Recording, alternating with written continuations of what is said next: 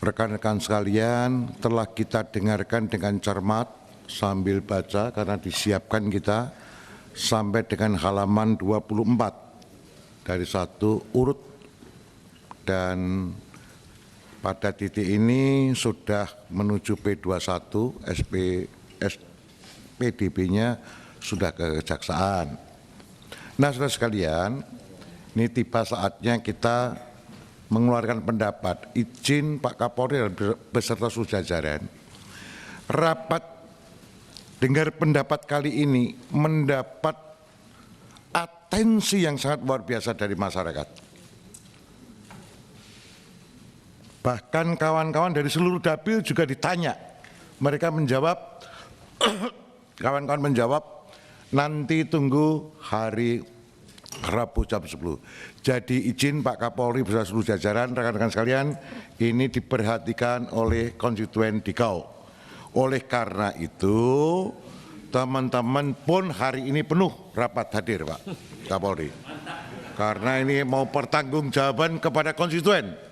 Bahkan Pak Habib Adinda Dr. Habibur Rahman Pak datang ke sini jam 8.05 menit untuk bisa bertanya yang pertama. Dinda ini, cuman sayangnya hari ini tidak bisa yang pertama karena pimpinan menggunakan hak prerogatifnya mendahului bertanya. Jadi setelah pimpinan baru Diko ya. Iya. Oleh karena itu pimpinan apresiasi dulu kepada rekan-rekan media yang juga meliput untuk seluruh Indonesia. Oh ya.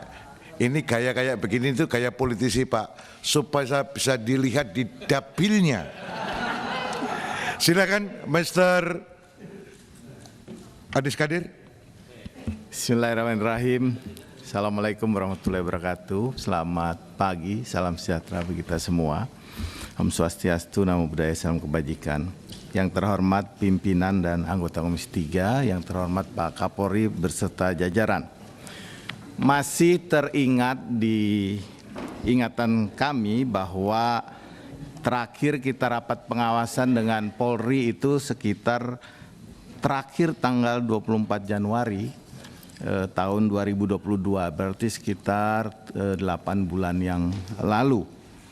Pada saat itu kami Komisi 3 memuji dan memberikan apresiasi luar biasa kepada Polri yang saat itu indeks kepercayaan masyarakat tertinggi di antara aparat penegak hukum yang lainnya. Kita tahu saat itu hampir 80% indeks kepercayaan masyarakat terhadap institusi Polri. Tetapi dengan adanya kasus ini, kita tahu bahwa indeks kepercayaan terhadap Polri turun di bawah 50%. Nah, ini menjadi pertanyaan. Ternyata selain kasus-kasus Brigadir J dan Sambo tersebut, ternyata penurunan ini juga disebabkan oleh perilaku dan juga gaya hidup daripada teman-teman Polri di tingkat bawah. Saya mengenal Pak Kapolri, Pak Sigit, Pak Gatot, Pak Agus, Pak Agung, Pak Doviri, Pak Anang, sudah lama. Setiap saya berkomunikasi, saya WA, saya telepon, dan perilaku hidup yang bersangkutan saya lihat. Sampai saat ini biasa-biasa saja. Tidak ada perubahan, tetap komunikasi kami baik dan lain sebagainya. Tetapi kalau kita lihat di bawah Pak, tingkat Dir, Kapolres, sudah seperti raja-raja kecil di daerah. Kadang-kadang kita anggota Komisi 3 telepon saja tidak diangkat, WA tidak dibalas. Ini perilaku-perilaku seperti ini sudah mulai memperlihatkan bahwa barusan jadi Kapolres, Dir sudah susah sekali. Perilakunya sudah luar biasa seperti raja di daerah. Kemudian kita juga lihat gaya hidup mereka, Pak. Sudah mulai pakai cerutu, pasti ada cerutu. Sudah mulai pakai wine, mobilnya juga sudah mewah-mewah. Kalau kita lihat juga perilaku istri-istrinya, itu pakai tas Hermes itu, Hah? Oh. Ini gimana? Ya. Ya. Donat.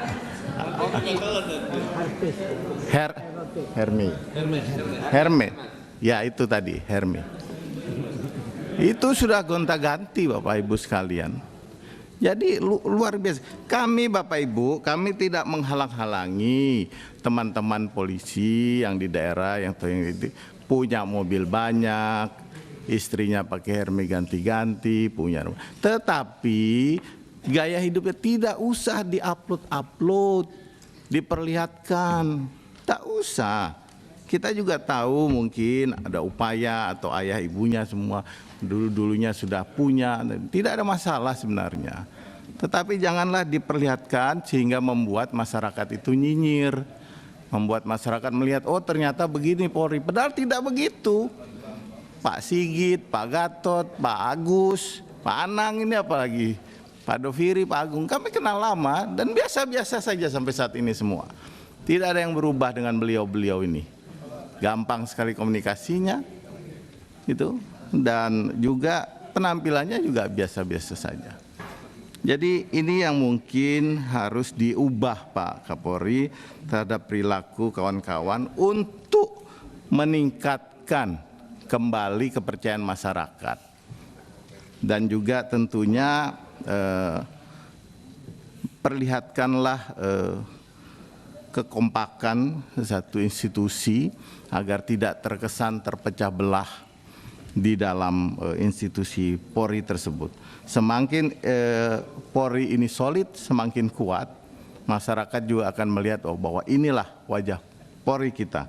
Jangan sampai terpecah belah yang akan membuat institusi ini nanti dikhawatirkan akan semakin terpuruk. Jadi jangan sampai proses-proses penyidikan yang ada di masyarakat itu akan tidak tenang Pak Beni. Ini kita ingin memperbaiki Polri. Selanjutnya terkait dengan kasus ini, saya masih memberikan kepercayaan luar biasa kepada Polri. Saya salut dengan kecepatan Kapolri beserta jajaran dengan membuka tabir ini seterang-terangnya. Jadi kami salut dengan kerja-kerja cermat dari Kapolri yang telah bekerja dengan baik dan juga terbukalah seluruh kasus ini sampai terang benderang. Tetapi Pak Kapolri, masih ada pertanyaan publik yang harus memang dijawab Pak Kapolri. Kenapa harus dijawab? Karena kami khawatir kalau tidak dijawab, masyarakat berpikir ada apa dengan kasus ini? Karena kasus-kasus yang lain dengan gamblang Polri itu menyampaikan motif-motif yang menjadi pertanyaan masyarakat. Pertanyaan masyarakat yang paling sering kami dengar, apa yang terjadi di Magelang? Karena kalau yang 8, 9, 10 yang di Jakarta sudah selesai. Jelas sekali konkret disampaikan oleh Pak Kapolri baik di luar maupun tadi di dalam rapat ini. Kemudian siapa tersangka utama, siapa yang obstruction of justice, siapa yang turut serta, itu semua jelas sekali.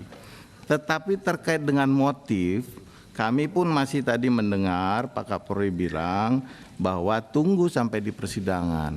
Nah Pak Kapolri, jangan sampai hal ini menjadi pertanyaan kembali di tengah masyarakat. Kenapa kasus ini tunggu persidangan?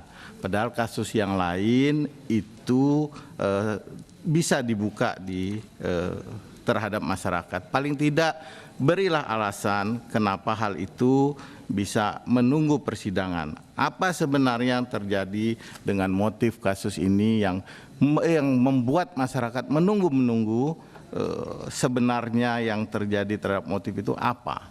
Nah, inilah Pak Kapolri hal-hal yang ingin saya tanyakan terkait kasus ini. Kalau yang lain saya pikir sudah gamblang tadi dijelaskan semua secara jelas dan rinci oleh Kapolri beserta jajaran. Cukup pimpinan dari saya, terima kasih. Assalamualaikum warahmatullahi wabarakatuh.